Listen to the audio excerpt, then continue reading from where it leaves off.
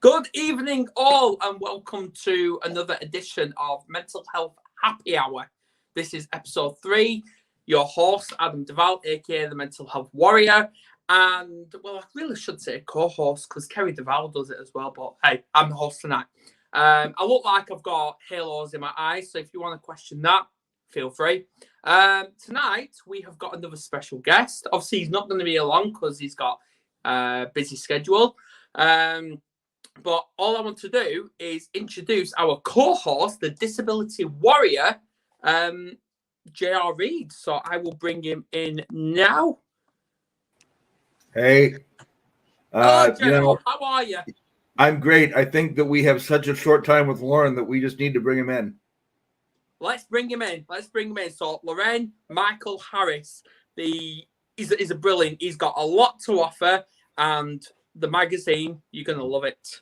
He's going to talk about it. Hey, everybody. Welcome to Mental Health Happy Hour. You know, Lauren, I just want to get right into it. Well, I guess. Well, you know, we only have a limited time with you. We only have a limited time with you, so I want to make the most of it. No worries. Shall I leave you two to it, and I'll disappear No. Yeah, no. Let's talk about. You know, you grew up in the foster care system, yeah, and that can do a lot of damage to your mental health. I mean, it can. And so, why don't you just kind of, briefly give us a little bit of your story, growing up in the mental health system, and how you overcame a lot of those things. Overcame? Hasn't happened yet. I'm kidding. Well, you know, it's kind of different. From where I sit, because, I don't want people to think that kids that aren't in the system don't end up with a lot of the same issues. Trauma is trauma is trauma. It never comes in pints, quarts, nor gallons. It just, but I get what you're saying. And yeah, there was a lot of stuff in the system, but you don't know it's mental health. When you're a kid. I hear an echo. Is that me? No. You guys don't hear that? Yeah, I do. Somebody mute. Who the culprit is. Okay, it's you, JR. No. I'll grab the headphones. Well, wait. No, it was Adam. Ha ha. His entire room is wired because he's drinking espresso. So that's what it's not Guinness, guys. It's not Guinness. Hello?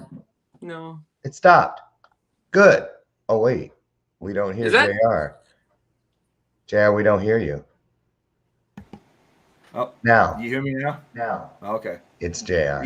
I'd like to thank Adam for making such a great use of that green screen, by the way. I know. It is you, by the way, JR. Okay, hang on.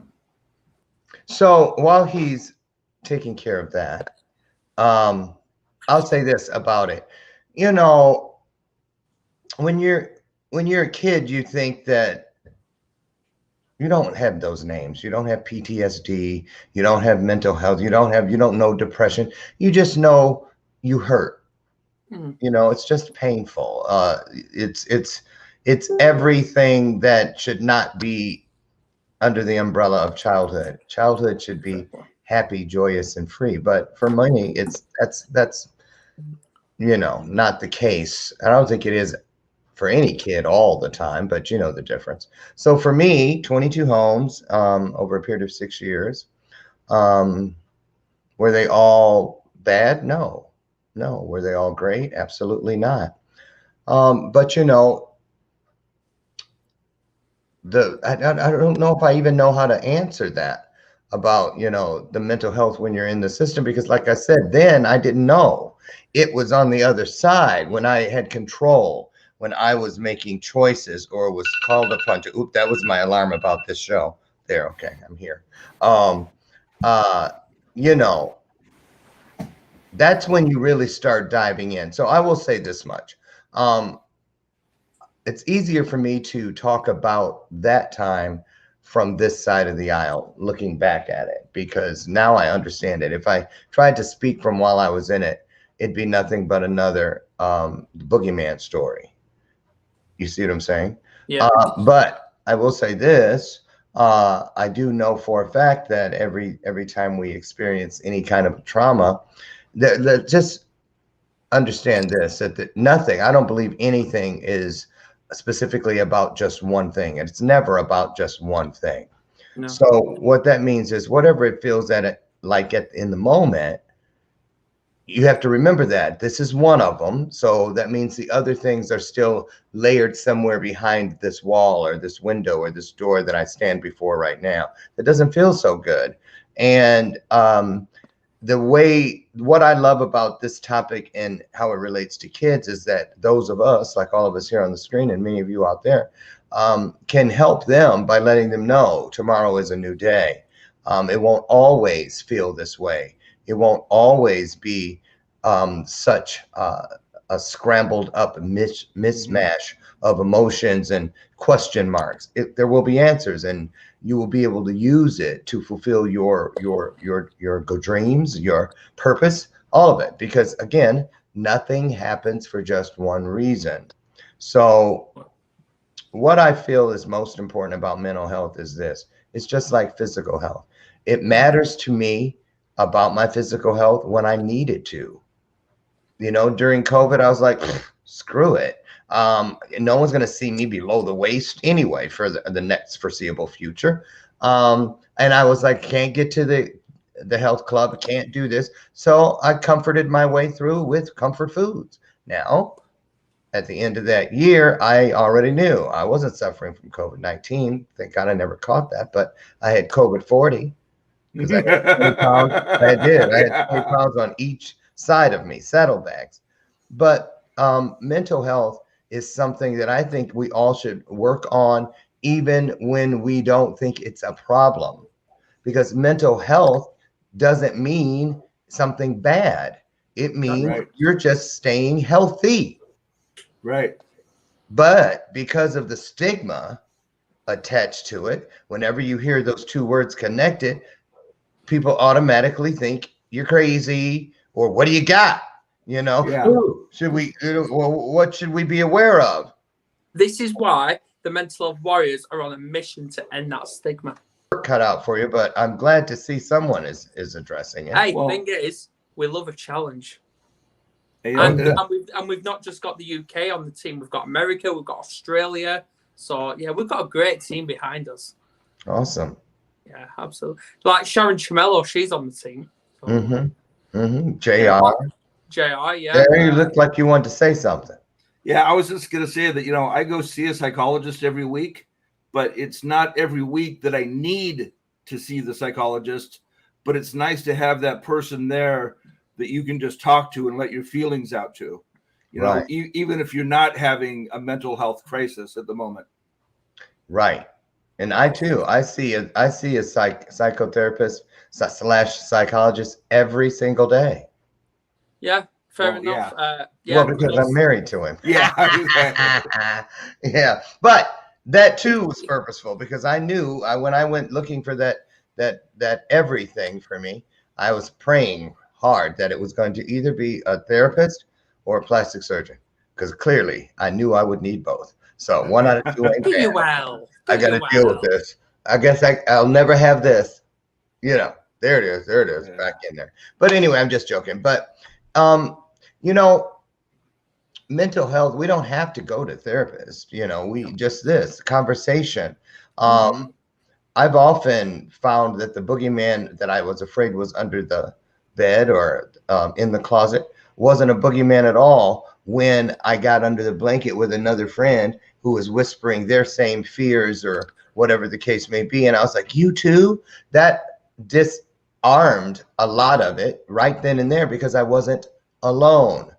I find that when my mental health was at its worst, it was because the negative forces around me had succeeded in only one thing, and that was convincing me that I was alone. They can't work their evil magic unless they get you alone. Think about it. That is when most of us can't get back up or won't get back up, is when we are alone. And that is why I believe we have that universal promise of where two or more of us comes together. Because right then and there, you don't have to worry about it catching you all alone. But a lot of people won't talk about these things. They keep them inside. They suppress them. They hide them. We've actually got a couple of comments, and one of them is from your twin, Lauren. We've got Lauren Harris commenting, saying good evening. Oh yeah, I did it on my phone. Yeah. Kerry Duval, obviously who's due on your show next week. She's commented saying, hi guys. Oh yeah, Tuesday. You look amazing, Lauren. That's what she says. She's live right stop. above my Go head. on. Yeah, she's live just above Carrie, my head. So go yeah. on. Okay. More. Right. Okay. I'm not desperate. No, not at all. Come on, let's flatter Lauren. Come on, let's flatter him. JR as well. Come on. Ignore Well, me. JR always looks great. Hey. Oh, you know. Ignore me. I'm fine. But yeah. It's 2.5 men here. So anyway. Mm-hmm. So wait a minute. Who's the half? Me. Oh, I was gonna say. Okay, I was good. Yeah, me too. I was gonna say, don't make me lower my voice on you. You know. So, but you know, I want to ask you guys a question about mental health. Because so when you hear the two words together, what does it mean to you? Do you want to go first, JR? Yeah, I'll go first. Well, by society's vision, it means that you've got depression, anxiety, autism, all these different things that affect your health from the mental standpoint, and it's a big stigma. But to me, it's just a part of my life, and it's something I have to take care of, just like I take medicine for my heart, you know, or blood pressure, I mean, just like I take medicine for my arthritis. It's just something I have to take care of as part of my body. Right. Yeah. With me, obviously, Kerry, I'll get to your comment in a minute because it's a fantastic one. Here in mental health, straight away, I think mindset. Mindset, absolutely. Because it can either be positive or negative. Because if you think about it, everything we come across, we always got two choices, positive or negative. And 9 times out of 10, we always choose negative. But and technically, for the viewers and for you guys, sometimes that can actually be positive to choose negative. Like I commented on a guy's, I can't remember where he's from now, Michael Laurier. He Australia. He actually put that post up about mindset. And I actually said you've got two choices, positive or negative. And if we choose negative, then that gives us something to work with into transcribing that from negative to positive. So yeah, definitely mindset. Okay. Yeah. What about you, Lauren? What does it mean to you? Yeah. Well, because I don't have any problem with it. I embrace it because I'm like this. I know that I am mentally healthy, but I wasn't always spiritually as well. And you don't that too. That's a different segment. Physical. Oh my goodness. Mental. Come on, Lorraine. I know. Mentally, physically, spiritually. That's you have the another Amazon thing. due, have you? That's something else I have to remind myself to do when we're finished here before I go to my appointment. But I'll say this: you hear mental health, but you don't hear people talk about being mentally healthy. Yeah. I think even that terminology makes it more approachable. There's no stigma attached to mentally healthy because it sounds positive from the door. Right. And so even if I am suffering from depression, or if I were suffering from anything that falls under that current definition of mental health, then I would say I'm striving for better. I want to be as mentally healthy as possible. Yep. And so, and then, me too, is what most people will say. And then you can start a conversation wearing a more comfortable pair of shoes, if you will. You know, when you start from that negative place, it's like you got the wrong shoes on. They're too tight. They're too small. They're too big. They're rubbing a blister. It's just uncomfortable. And nobody wants to do something that's uncomfortable. Most of us don't. So I changed the approach to it, because who shouldn't be on a path for the best form of being mentally healthy as possible. And that could mean, when people, for instance, when people get court ordered to go to anger management, and you go, oh, you went to an anger management class? Oh, how was it? It's not, but that's a mental health issue. But there are certain things that people don't consider that, because anger, it's emotional, but it is a mental health thing. Some people can't help it. They just go off. Yeah. They react. They don't know how to respond. That falls underneath it. People that have unwarranted fears of something, triggers. Triggers are real. You can't help them. You didn't do anything wrong. And that's the thing I don't like about the way mental health is looked at today. It makes you feel like you did something wrong, or there's something wrong with you. There's something wrong if you don't feel or acknowledge that you have something within your mental health spectrum that can go from good to better. I'm glad you mentioned that. I'm glad you mentioned that, because this was a few years ago, and I actually did group therapy with my mental challenges. And I sent the doctor, and I'm like, I'm finding this hard, this group therapy. He went, right, so why are you doing it? And I couldn't answer. But then when I spoke with a friend who's got no medical experience in mental health or anything like that, I said, he popped up to me on Facebook, and he went, how's it going? How are you finding it? I said, it's hard. He went, good. I went, what do you mean? He went, you find it hard because that means it's working. Yeah. If you find it easy, then it's not. You're not doing it. Yeah. Exactly. So there's the comparison there from a medically trained doctor to someone that has no experience. Yeah, and that's why I think that a lot of times reading articles and watching video and podcasts and whatnot from self-advocates or parents of kids who have these mental health issues are really good to listen to, because they'll tell you what it is. Yeah, absolutely. I got to read these comments from Kerry. I really do. Kerry's put, all three of you are amazing in your own ways. 3 warriors. She also put, because obviously we've got a team behind us. She went, Loren can be our celebrity warrior. He's welcome on to Happy Hour anytime. See, I don't think celebrity warrior will fit him. I really don't. Not a celebrity. I believe LGBTQ warrior will be. I'll take that. Oh, there you go. Okay. LGBTQ. Now that we have that business done. Is that all right, Kerry? She'll probably. Wait a minute. LGBTQ. You mean lovely, beautiful, gorgeous, beautiful, terrific, quintessential? Yes. Is that the one you're talking about? Yeah. I was gonna say, if you're talking about that gay one. No. Okay. I'll take them both. But he was on the magazine cover. He's a celebrity. Oh, anybody can do that. I can't. Celebrity is anybody we celebrate.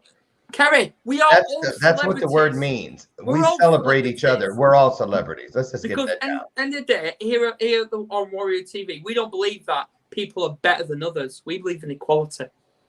Equality. We're all equal because we're all human. And if you've no emotions, no heart, see you later. Get on your back, son. This is true. Yeah. Exactly. But everybody has something worth celebrating. So everybody is a celebrity. Exactly. Right.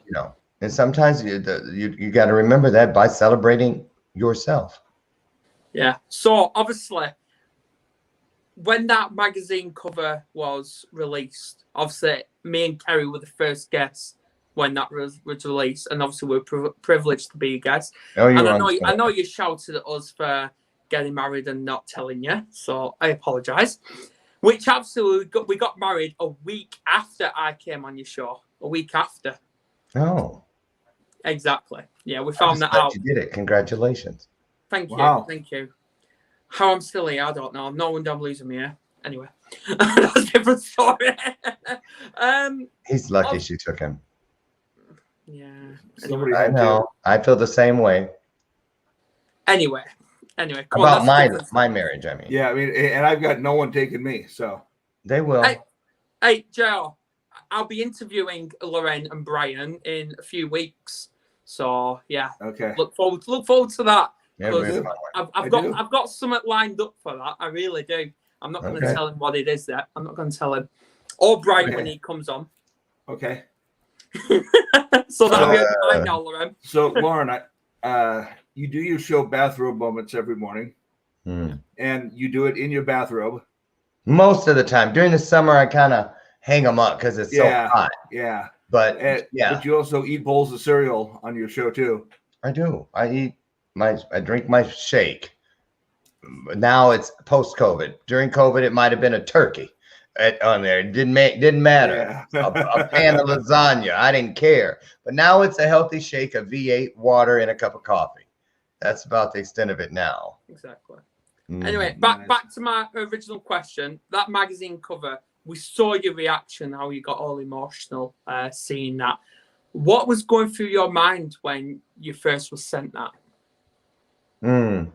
That's a great question. What was going through my mind was about how difficult the struggle was internally for me to see anything other than pain for so long. It painted all the windows black, and I did not know after a while, if you just accept it for so long, you forget that it's a window and it becomes a wall. You become less and less, or at least you feel, I did anyway, equipped to do anything about it. But thank goodness, because of purpose, one day somewhere in my world, in one of those rooms with those blackened windows, I slipped on some spiritual turpentine, some paint thinner. And I caught myself with both of my hands. And both of my hands are what pushed me back up on my feet.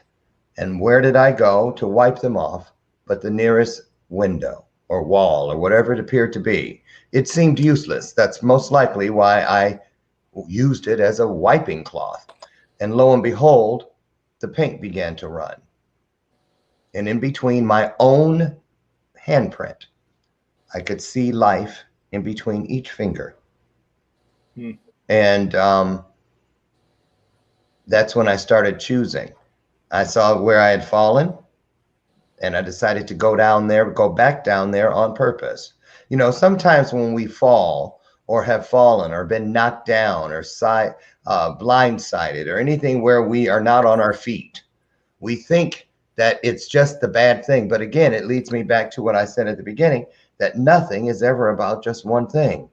I wish I'd have known that 50 years ago, you know, when I was down there moment after moment, hour after hour, day after day, week after week, month after month, year after year, decade after decade, because that's how long it lasted.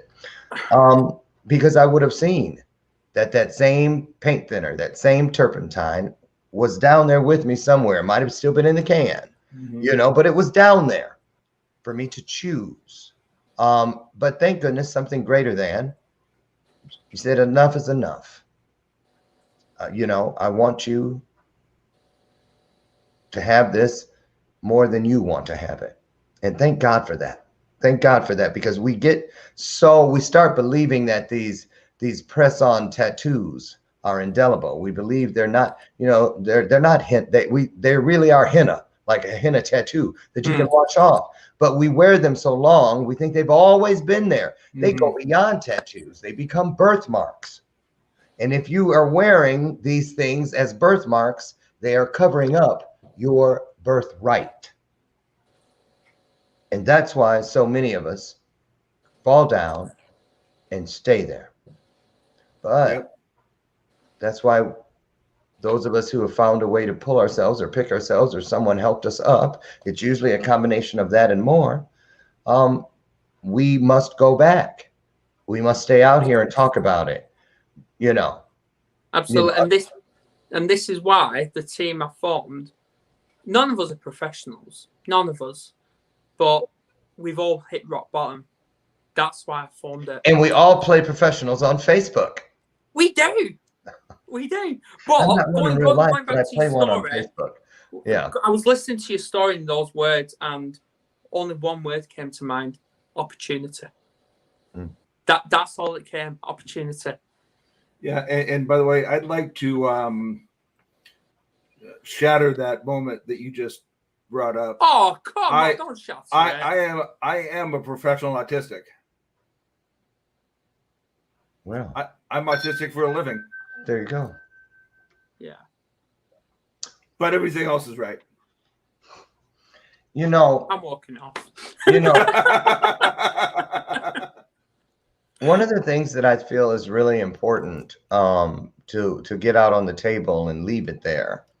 One of those things that no matter where you are, who's coming over, what you're serving, but when you're setting the table, there are always at home when I was growing up, there was always certain things that stayed on the table.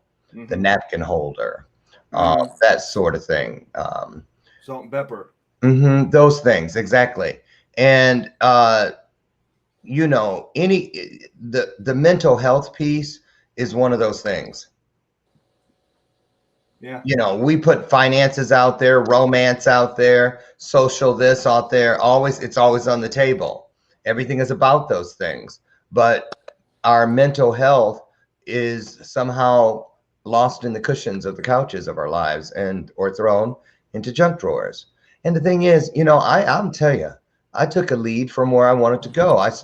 When I started hanging around, or I would, when I was in the foster system and rich kids would invite me home, I was one of those kids that the parents always loved having me around. I felt like I was on Different Strokes or something, and right, like a little Arnold in a way, just not so pudgy in the cheeks. But nonetheless, I used to watch them, the dynamics and things within their family. And one thing that I noticed the adults would always talk about was they'd brag about their therapist.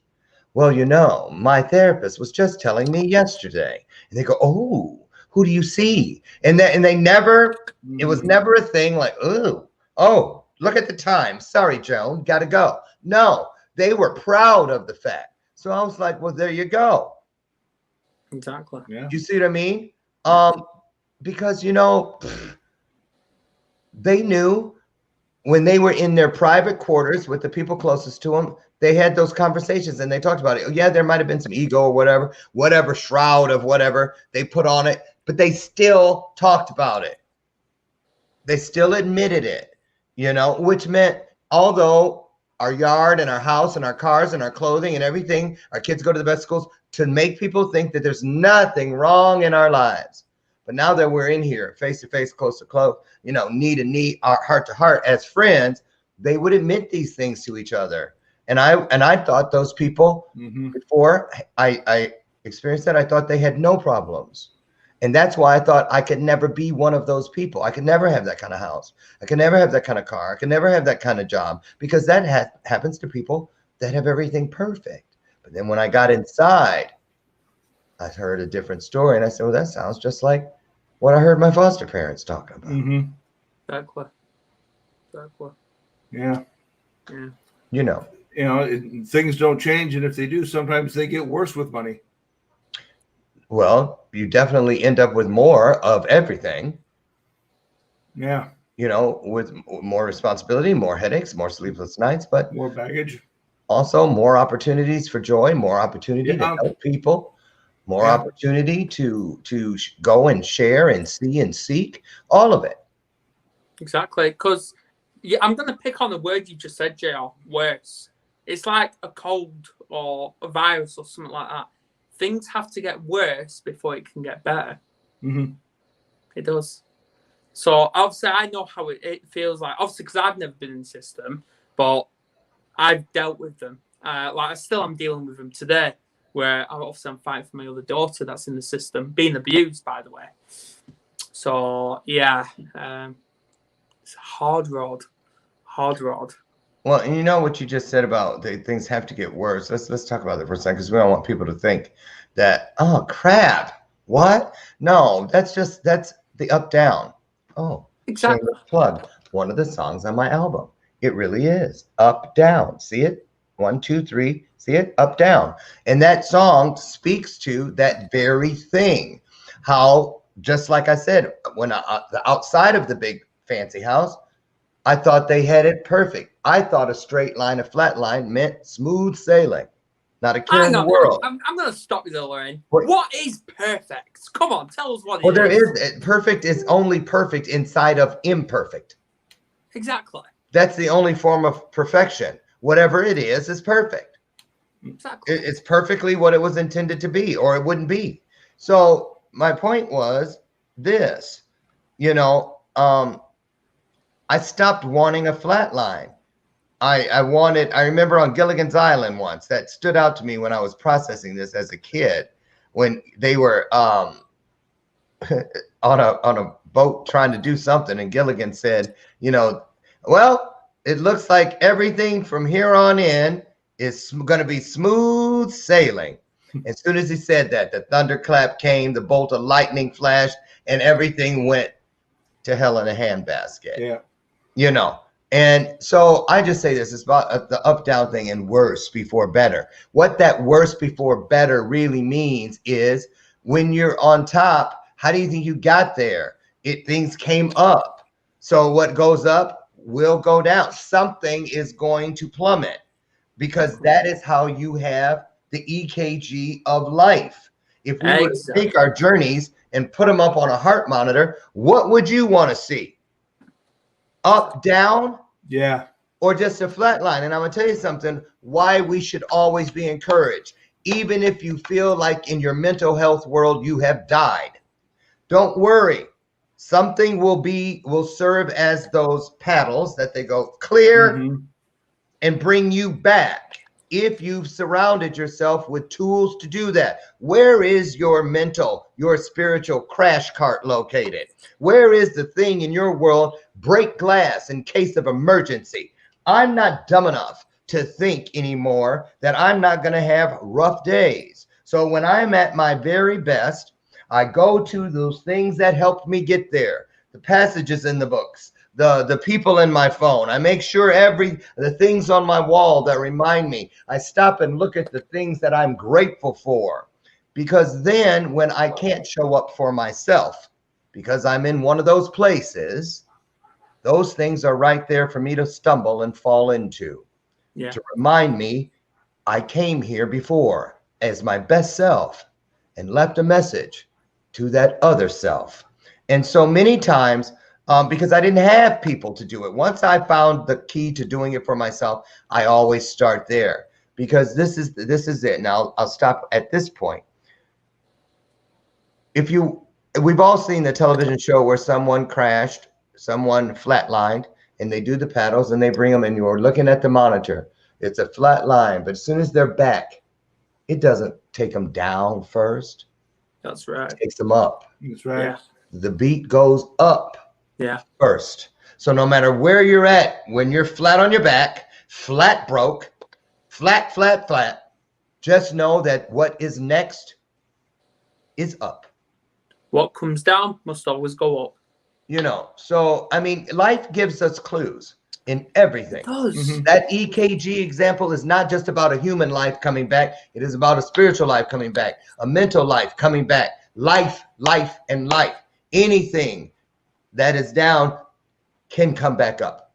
Yeah, I agree. Yes, sir. So encouragement is the key. And you got to seek it.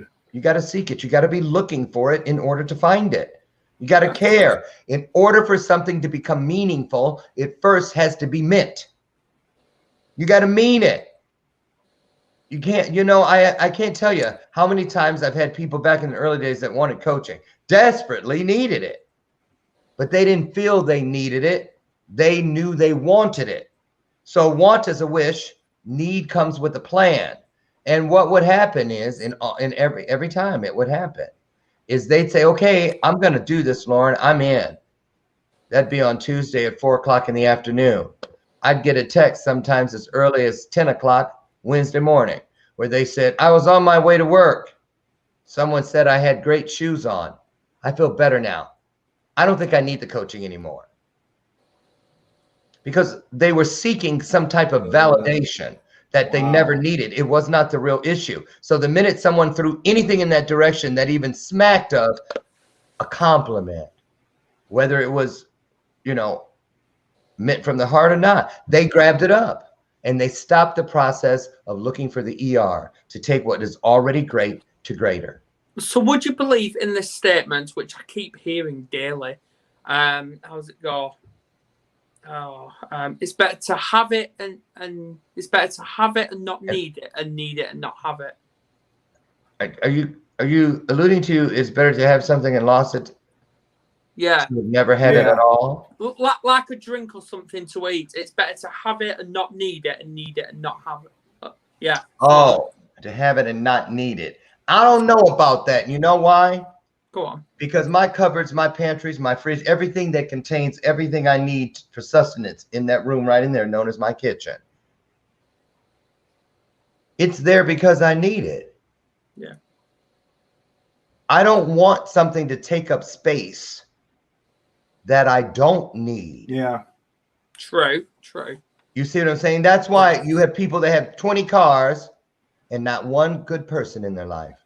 They have 5 summer homes and not anyone that loves them in the way they deserve to be loved. Mm-hmm. They have takers. They have vampires, energy suckers, piranha, because they're the prey. They've set it up that way. I want to pick on that because I really would love you to question Kerry on this, because she's got me, she's got the kids, she's got a beautiful house, but she's got 9 cats. Oh, so does my niece Selma. But that's just a pet lover. She's crazy cat lady. Yeah. That's what we call Selma. We even bought her a lunchbox for Christmas that has the crazy cat lady on it. She doesn't know it yet. Yeah. I'm going with crazy cat lady. Mm-hmm. It's to that point where on our front door we've got cat paw prints. Like those stickers, she's stuck them on. Well, let me say this about the need and want thing real quick. The reason need is so important and such a connector to so many healing moments is because not just the plan that comes with it. When the doctor tells you, JR, you need to stop this or your blood pressure is going to go off the charts and you're going to have a stroke and you're going to die. All of a sudden, something that before he pulled into that parking lot and went into that office that he thought he could never do, say if it was quitting smoking. And he just tried the patch, tried the gum, tried everything, couldn't stop. But the minute they said that, suddenly, it's possible. Yeah. Because it came with a plan. So what do I need to do, doctor? Well, you're going to start with this. And we're going to see how that works and then that. But we won't be able to, none of that will matter if you don't stop this now. Right. Yeah. But every time we didn't get it, oh, I want to lose 10 pounds. How did I end up gaining 15? Because you didn't have a plan. Right. You had a wish. But if you said, I need to lose 10 pounds so I don't become diabetic, that's a different approach. Correct. Yeah. See, I remember a few years ago, I drank heavily. And not excessively heavily, but I drank a bottle of vodka, which I don't. Well, but hold on. Were we talking UK heavily or America heavily? Just standard, like one of them small bottle of vodkas. Yeah. I drank it straight. And the day after. In one day? Yeah. Oh. Yeah. And the day after, I felt a little bit of tightness in my chest. So I ignored it because I thought nothing of it. Then a couple of hours later, it got worse to the point I actually stopped breathing. I was struggling to breathe. Wow. So I ended up going hospital. Obviously, I had 2 lots of morphine because the first lot, it didn't work. Second lot, I fainted because of it. And I was there overnight. They said I needed tests. It was that bad. It was close to I needed an operation. You see, he kept saying needed. I needed test. I needed an operation. Yeah. That was all of that was to live. They didn't say, well, if you want this test, if you want this operation, they didn't say that. Exactly. But while I was there overnight, the next morning, I get a phone call off Kerry saying, Lucas is really kicking off. Because it's like, he didn't know that I was not going to be there that morning. He didn't know because he obviously needs routine, strict routine in his life. And obviously I was there at bedtime, but I wasn't there when he woke up, and he's going to question. So he was kicking off because all he wanted was me. And I discharged myself from the hospital just to be with him. Wow. Yeah. But not once I was branded selfish for that. Not once, because I chose my kids over my own health. Well, you needed to be there. Exactly. And he needed you to be there. It wasn't want. Well, he wants you. A tantrum. That's different. Yeah. It was Here's a meltdown. the thing. Need identifies the choice. Yeah. Immediately. Yeah. As soon as the word need jumps in front of something, that's the choice that you need to take. Exactly. Need to make. Yeah. Want makes us go, well, I don't know what I want. Do I want to? Maybe I should. I think I might want to. Now it's even further. I was on the drip and everything. I hated that thing. No, I'm talking in general. Everybody. Yeah, exactly. Everybody. When you say want, it's going to pull you further and further away from what you should be doing. Well, maybe I want to. Well, I might want. Now you got might. It's even more vague. It takes you further and further away from a definitive choice. I might probably want to. I might probably, right. It just gets you. Yeah. Right. Now you got to swim through the lake of probably to get to the swamp of maybe to get to the place.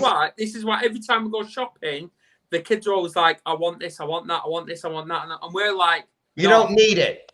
Exactly. This is what we said. We don't need any more. You don't need any more shoes. You don't need any more toys. This is what we've got. This is what we've got them to think about. Is every time we go shopping, we're there to get things we need over the things we want. Yeah, and it's easy to tell it to the kids. Oh, it is easy to tell it to the person in the mirror. It's not easy to tell it to kids. It's not. Oh yeah, it is. It is for me. Come to the UK, Lauren, and try and tell that to my kids. I don't care if they are crying and screaming. Bye. Call your mama to have her pick you up. That's what I get to do. You don't. But you know, it's a real thing to look at. I think everybody should consider that when the words come out of our mouths. You know, there's a reason people say when you ask them to point back to those decisions, those forks in the road of their journeys, that it didn't turn out so well. Who was to blame? 99.9 of the time, they say, I'm responsible. Exactly. And that's the truth. It always shocks me how readily people will say that, because that's so, you would think that'd be the hardest thing to admit, but most people will say, I do that every year on the 2nd of January. I post that question, and 99.9% of the people say, me, I did it. I'm responsible. Exactly. So we already know the value of our choices. Yeah, I totally agree. So to end this podcast, last little bit of advice. What would your advice, JR, to give to people? Regarding anything. Regarding choices. Stay off drugs and stay in school. Lorraine? Regarding choices? Yeah. Oh, that's easy. There are only, don't think that there's a multitude of them. There are not. There's not a universe of choices, no matter what it is. Wherever you're standing, you're looking at making a choice. There's only two. The one you end up making and the one you didn't. Exactly. Yeah. So all I've got to say is thanks for coming on, guys. All right. Thanks for having me. Take care. You're most welcome. And obviously, please tune in tomorrow. I'm going to be absolutely busy. I'm glad I've got a week off after tomorrow. 1 p.m. we've got Daniel Pace. He's got cerebral palsy. Kerry's going to be interviewing him at 1 p.m. And then at 10 p.m. I've got Campfire Project. Yeah, 10 p.m. podcast. Yeah. Don't worry. Drink one of those espressos you had. You'll be up for 2 weeks. Yeah, exactly. Look at his eyes and stuff. He like this. Yeah. I've never seen you so bright. If you were a bulb, you'd be 110 watts. At least. Really? At least. Really? Really? Oh, you were way more up than you were yesterday. That's probably the sugar. I don't know. That too. Well, I'm just glad you're up because this has been a great time. I've really enjoyed it. Seriously, guys. Absolutely. Me too. So, guys, get this shared, get this message out, and we'll see you on another podcast. Okay. See you in a bit. Bye.